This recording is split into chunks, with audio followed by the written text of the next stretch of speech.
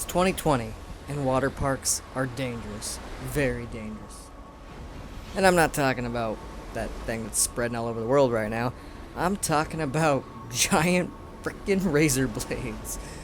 That's right, I'm Danny Knightmare. I'm a horror addict, and tonight we are reviewing Aquaslash.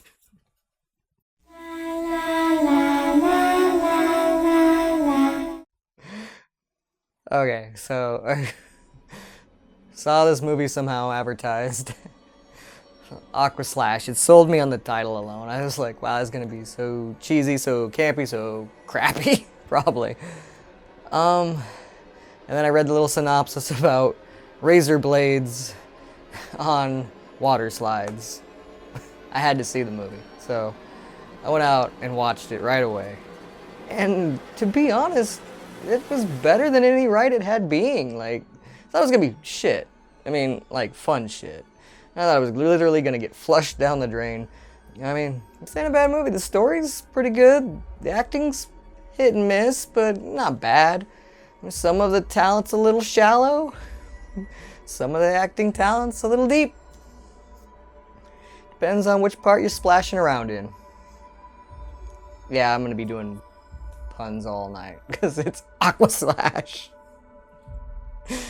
Alright, I thought there was gonna be like some machete-wielding killer running through a water park and people trying to get away, going down the tubes just to be chopped up by blades or something. That's not what this is.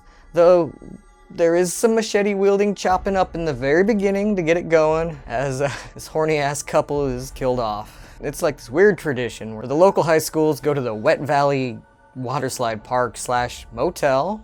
Cool combination there, right? Their teachers aren't there, but it's like, I guess the students themselves raise the money to do this.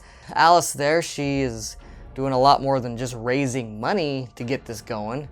She's having an affair with the owner of the park himself, Paul. And you don't know what really she sees in Paul, except for, you know, maybe he owns the water park and all her friends can party there on their graduation weekend. Plus, you know, it seems to have a lot of drugs. Lots of people doing drugs in this movie. Got a little surprise for y'all.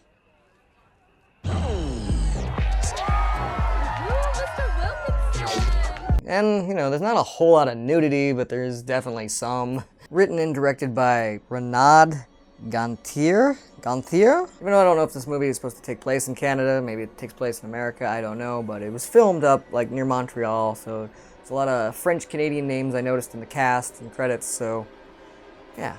I almost thought it was a foreign film, but no, well, Canadian foreign, I suppose. Eh? But he also directed a horror movie called Discopath.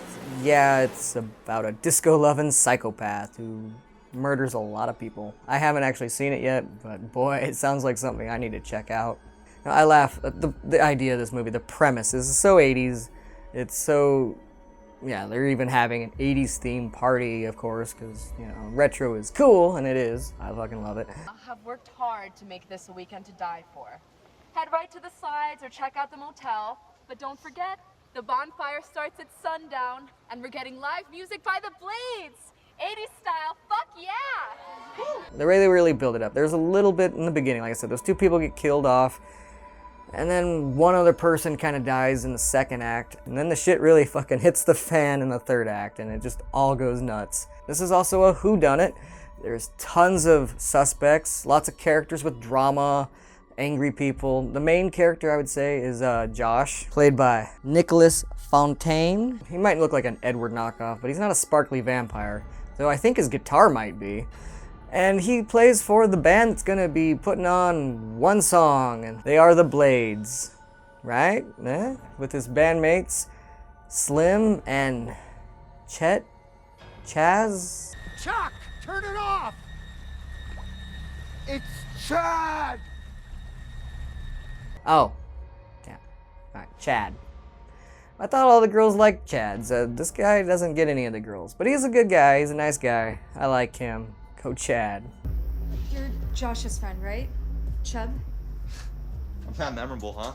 Sorry, nobody can ever remember your damn name. That's basically his whole stick throughout the whole movie. It's Chad. Hello, Chaz. It's Chad. Josh also has it in with his rich father, who's possibly going to be buying the park. You like this place? Yeah? Why? You want it? His name's Howard Rosenstein. He's also in that Evil Breed movie. And Josh has his heart set on one of the lifeguards that work at the park. See, they used to go to high school, but then like something mysteriously bad happened to her, so they kind of lost touch. But the main problem with Kimberly here, she has a boyfriend who's the manager at the park named Tommy. And Tommy's a very angry dude. Not too smart either. There's also Big Phil, who hates Josh and his band because he thinks their music sucks. What we ever do to you? Music sucks. Kick his ass. Yeah, kick his ass. Okay, fair enough, Big Phil and crew. What's up with that wig? Josh and Tommy and Kim aren't the only love triangle. As I said earlier, Alice is having an affair with Paul, the owner, who's married to Priscilla, who also works at the park. Have sex, you idiot. Look, you live under a rock? She's the end. The end? The tag in the second floor bathroom, that's her? Yeah. Yep, that's right, kids. She's also the end. Apparently, she bangs virgins every year. Would a virgin do this? Like this, Janet? I don't know if I'm doing it right, Janet. I don't know if I'm doing it right, Janet. Apparently, Paul's not the only one with a side piece. She's got her own projects. Good for her. Conrad Carter, I'll make everything work here. And I also really like the Doom Prophet in this, Conrad. Keep your head on straight. Why? Well, once in a while, things can get a little bent around here. After Kim and Josh have some fun in the shower, it's time to put on that concert the Blades promised, right? And they play...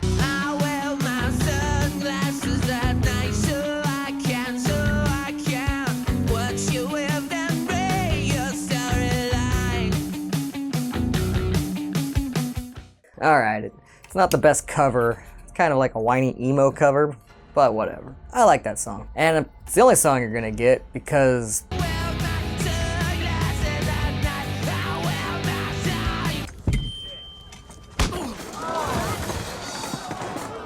And really nobody does anything about it except for Priscilla fires his ass.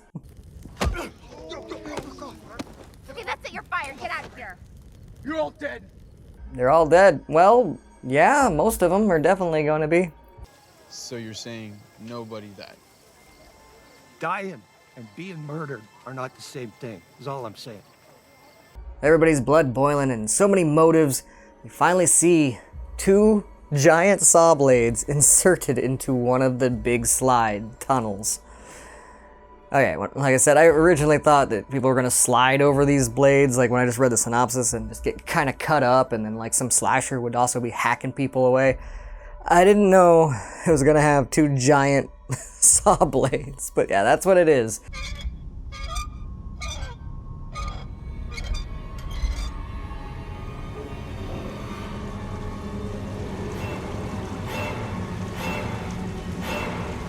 Now it's finally the last day, the day of the big race, the Sea Snake Race, where apparently groups of 3 will ride down the top slides and race to the bottom. That's a thing? I mean, I thought you couldn't go down slides more than one at a time for safety issues. Not this place gives a fuck about safety. Paul, I don't know how you still have a business after all these years, but God bless you, man. Your love for partying over safety is admirable. Hey, Paul. You think we should drain the pool? No, fuck no. Do not drain the pool, okay? Just get it done. Party on. Good night and party on! Party on, Wayne! Party on, Garth. So everybody lines up on those top slides. Now remember, one of them's gonna take out the competition, for sure. You guys ready for the sea snake? You guys ready for the sea snake? Yes! Basically, it's water slide roulette. And it's this build where it's like 3 different teams. You got Alice and her friends behind her. You got the Blades missing Slim, replaced by Kim. And then you got the emos. All right, emos, goths, or whatever the fuck they call you. Before you kill yourselves, please can you just line up over there?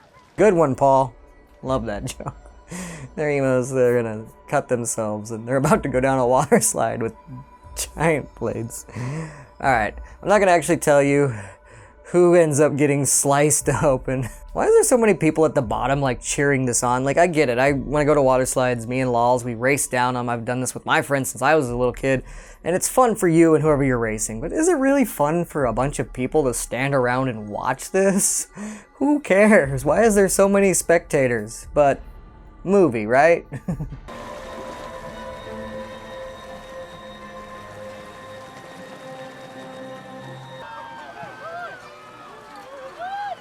Oh God, Conrad, man, you know, as much as I was really on the edge of my seat to see who was gonna get sliced up, Conrad's ankle there, that made me cringe more than anything else in the movie. I don't know why. I wasn't expecting it, I guess. And just the sound. And so anyways, one team is like eviscerated. Let's just say someone goes right through it. Someone's like basically on the blade, mortally wounded, and a third person is like stuck there starting to get sliced up, and then, you know, they're very alive. Another person gets thrown down the slide, killing basically the people still kind of alive. And then they are like sitting there going, no, like trying to use the dead bodies as padding. Then the lifeguards don't know what's going on at the bottom for some weird reason, and they send more teams down. And it's just like that scene from The Simpsons. Looks like there's a jam in Delta Sector. Well, it's too big to be human. I'll send down a few kids. That should dislodge it. Keep it up, Ben. Roger.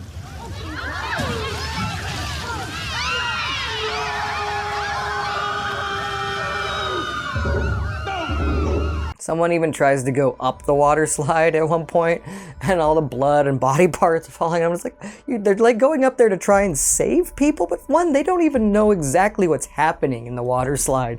Two, I don't know exactly how they expect to swim up the water slide with all these body parts and blood coming down. I think the tagline was that blood is slicker than water, and yeah, it probably is. I haven't seen that much blood on water slides since that episode of Sunny in Philadelphia. It burns! Ah! Oh,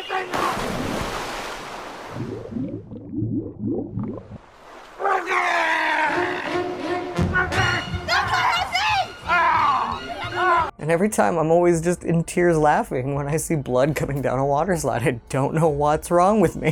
Is that blood? There's AIDS blood in the pool! It's goddamn AIDS blood! AIDS! Everybody out! Even Conrad limps up there to try and stop people from going down the water slide. And the dicks push him down. And these muscled men dicks who just, they see him like broken ankle and they like throw him down the water slides. Now, which water slide they threw him down, I don't know. That's when it kind of fades into its final little scenes before the credits. I could talk about those scenes because they would totally give it away.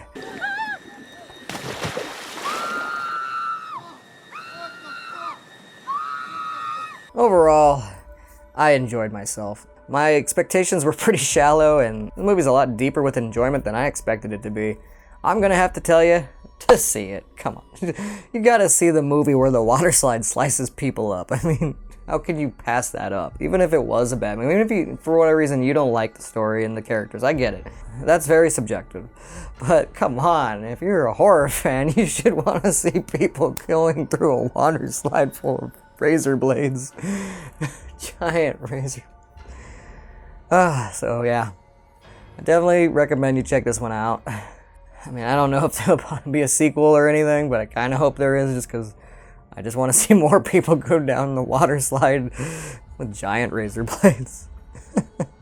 If you've seen this movie, let me know what you thought of it down in the comments below. Try not to spoil anything. And when 2020 is all said and done and maybe the world becomes more of a normal, safer place, are you going to be able to ride down a water slide the same way ever again?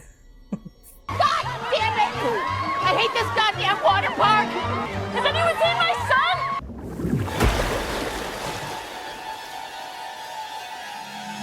Cut!